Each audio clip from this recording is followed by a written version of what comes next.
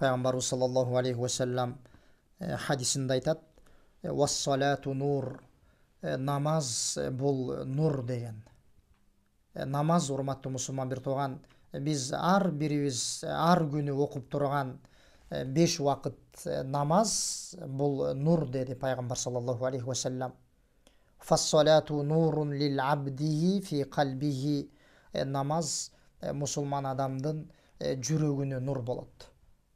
Алымдар айткандай, эгерде намаз мусулман адамдын жүрөгүнө нур боло турган болсо, ал адамдын Аллах субханаху ва таалага болгон умтулуусу ойгонот.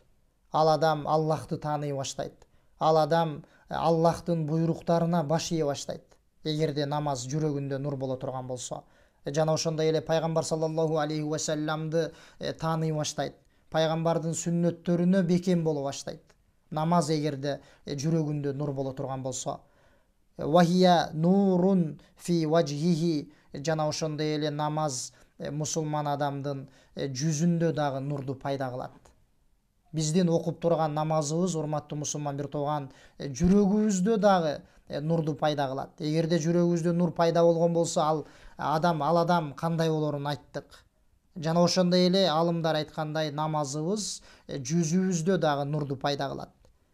Вафи кабрихи, жана ошондой эле эртең, урматтуу мусулман бир тугандар, бул дүйнөдөн өтүп кабырга барган кезибизде, кабырда жалгыз караңгылыкта жаткан кезибизде, ошол жерде дагы намазыбыз нур болот.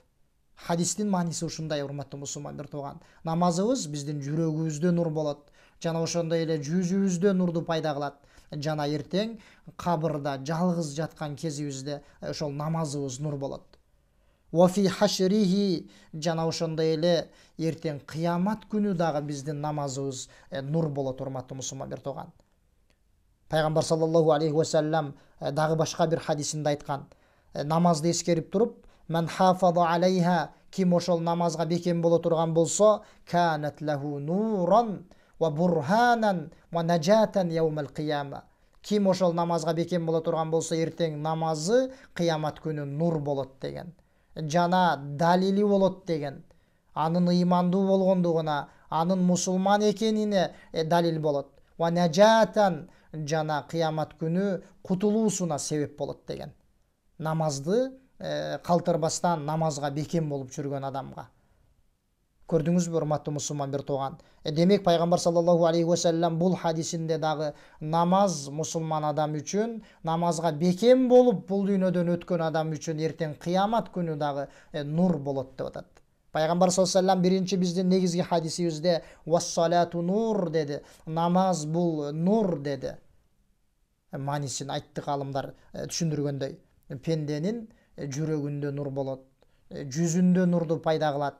Эртең кабырына барган кезде ошол кабырында дагы нур болот. Жана ошондой эле, урматтуу мусулман бир туган, эртең кыямат күнү дагы нур болот. Ошондуктан, урматтуу мусулман бир туганым, намазга бекем бололу, намазга жеңил карабайлы, намазга кош көңүл мамиле жасабайлы.